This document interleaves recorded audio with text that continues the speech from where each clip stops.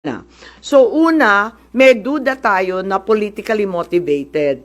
Ikalawa, whole of government ang nagamit dito na talaga naman comprehensive itong planong ito.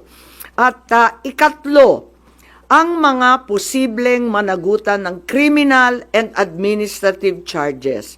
At iminumungkahi namin na imbestigahan ng Office of the Ombudsman ang mga sumusunod.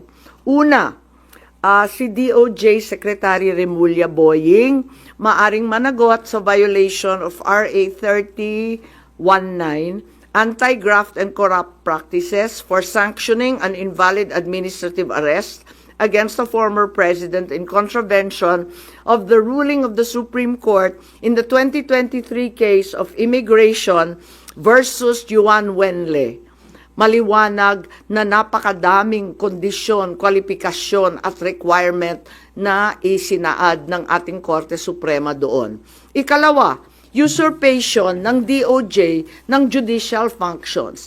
Kahit hindi sila korte, naghahatol sila na halos sila ang naging husgado. Ikatlo, grave misconduct and conduct prejudicial to the best interest of public service.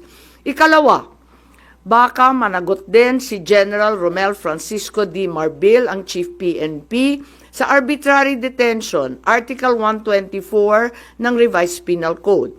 Violation of RA 3019, Anti-Graft and Corrupt Practices for inducing or persuading General Torre to perform an act in violation of laws, rules, and regulations or an offense in connection with the official duties of the latter. Grave misconduct and conduct prejudicial to the best interest of public service.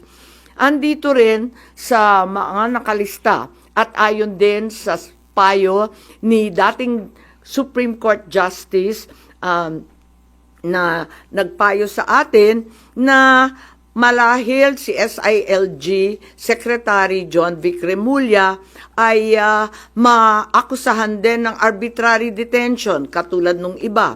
Violation of 319 for inducing General Torre and Marbil to perform an act in violation of the Constitution and our laws. Ikatlo, grave misconduct and conduct prejudicial to the best interest of public service. Ang ikaapat na maaring patawan din ng kaso ay si General Nicolas Torre III. Maaring managot sa arbitrary detention. 2 counts of arbitrary detention, not only against the former president, but also against former Executive Secretary Medialdea. Ikalawa, violation of RA 7439 for not allowing the former president to be visited by VP Sara, both his daughter and his named counsel, and for forcing the former president's lawyers to leave him. Also, the violation of 3019 for allowing himself to be induced or persuaded by General Marbil or SILG Remulla to perform an act in violation of law, rules, and regulations in connection with his official functions. Grave misconduct and conduct prejudicial to the best interest of public service ay maaari ring ipataw laban kay General Torre. Ikalima, Ambassador Marcos V. Lacanilao. Maaring managot sa usurpation of official functions, Article 177 of the Revised Penal Code, pagsisinungaling sa ibang kaso at perjury sa ilalim ng Article 183 of the Revised Penal Code, false testimony in other cases, and perjury in solemn affirmation under Article 183 of the Revised Penal Code, at conduct prejudicial to the best interest of the service. So ito ang further findings namin.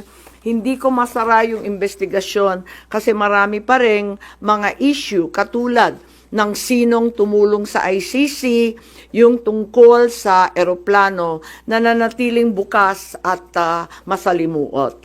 So nais kong ipakita ang isang video na nagawa na ganito rin ang pahayag. Simulan po natin ang video na maaring mapanood ng ating mga kaibigan. Enero 28, 2024, sa first Maisog Rally sa Davao, nagliyab ang balita at social media. Matapang, walang preno. Mr. President, baka susunod ka sa dinaanan ng tatay mo. Diyan ako takot. Ayaw ko mangyari sa iyo yan. Nagbato ng maaanghang na salita si dating Pangulong Rodrigo Duterte laban kay Pangulong Marcos tungkol sa di umano'y paggamit ng droga at ang kontrobersyal na People's Initiative. Sino man magsabi na walang paki ang Senado sa usaping ito, isa lang ang masasabi ko, walang gamot sa kakapalan ng mukha mo. Sa Senado, sa kapareho at sumunod pang mga buwan, si Senator Amy ang nanuna. Pakialam sa PR, wala kayong pakialam sa PR, wala kayong pakialam sa PR. Siya ang unang nagtawag ng pansin. Siya ang unang nagtanong, para kanino ba talaga ang PI na yan? Marso 2024, sa kabila ng bangayan sa harap ng sambayanan, narinig natin si Pangulong Marcos. Matatag, matapang. The International Criminal Court has no jurisdiction over the Philippines as we remain to have a working judicial system and law enforcement mechanisms. Walang jurisdiksyon ang ICC sa Pilipinas. Sa sabon, nagpagpag siya ng balahibo. Ang hindi natin alam, paghupa ng alikabok ay nagsimula ng ilatag ang plano para muling sumagi sa ICC. Kaya pagtungtong ng Mayo, tahimik ngunit mabilis ang galaw. Isinumite ng DOJ ang legal brief para sa posibleng pag-aresto kay FPRRD. Isang pagtataksil na walang nakapansin. Hunyo, umutok ang balita. Nagbitaw si VP Sara bilang DepEd Secretary. Tendered my resignation as the Secretary of Education effective July 19, 2024. Isang babae ng tapang ngunit walang nagawa dahil sa likod ang tama. Agosto, isinagawa ang unang Quadcom hearing laban kay FPRRD habang inuusig ng COA ang confidential funds ni VP. Ang hindi natin alam, sa gitna ng lahat ng ito, itinalaga na ni PBBM si Marcos Lacanilaw bilang Special Envoy ng Transnational Crimes na siyang magsusuko kay FPRRD. At maluwag na rin pinapasok ng bansa ang mga tiga-ICC noong Oktubre. Walang bahid ng pagtutol, walang balak na ipagtanggol ang kapwa Pilipino. Nobyembre, nag-iba na ang ihip ng hangin. Matatag, matapang, walang bahid ng pag-aalinlangan. Narinig muli natin si Pangulong Marcos, ngunit iba na ang sinabi. If yun ang gugustuhin ni PRRD, hindi naman kami haharang dun sa mga ICC. Para tabunan ang galawan, pinaingay ang impeachment complaints laban kay VP Sara. The Office of the Secretary General will transmit the two impeachment complaints filed against Vice President Sara Duterte. Kahit pa nagkaroon ng INC rally noong Disyembre, naidiin pa rin ang impeachment sa Kongreso. Planado na rin ang pagpirma ng questionableng 2025 budget kahit bat-bat ng anomalya. Enero 25, 2025, sinimulan na ang Oplan Tugis o Operation Pursue, ang lihim na operasyon para hulihin si Duterte. Pagsampa ng Pebrero, nag-apply ng arrest warrant ang ICC prosecutor. Isang tahimik na pag-uusig habang tayo'y pinaiikot ng mga rally at press release. Marso, muling nilinlang ang bayan.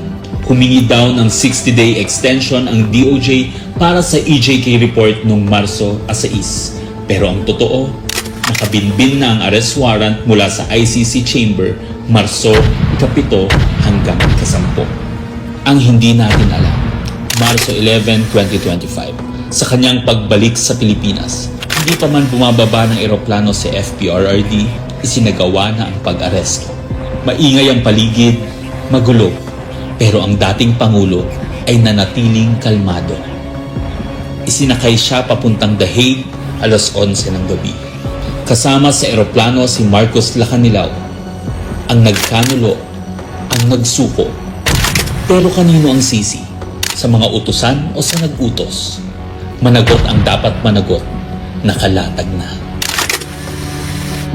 It's a request to the Philippine government from Interpol enforce the arrest warrant, and we have commitments to them. Ayaw nila ipagpatuloy ang pag-iimbestiga. Maliwanag na na ang buong administrasyon na ito mula sa pinakataas hanggang sa galamay nagplano. Ikaw ho ba nagplano ng lahat ng ito? Hindi naman. It was a group effort. Secretary Chidoro was there, Secretary Anyo was there too, and the President and I. Nagsakatuparan.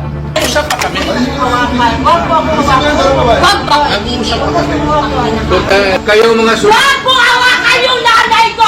Nagkagulo. Tayong magawa. Wala tayong magawa dahil mismo ang gobyerno. Nagtakpanan. Mamili ka. Kapag warrantless arrest, edi may period.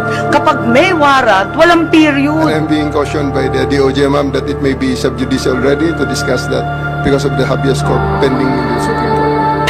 Ngunit lumabas ang buong katotohanan. Ganito pala ang bagong Pilipinas. Hindi man lang natin alam. Tahimik ang pagtataksil. There was no red notice and what was issued was merely a diffusion. Tahimik ang pagwasak. Paliwanag mong maigi, representative ka ba ng Pilipinas or representative ng Interpol? Pipili ka lang.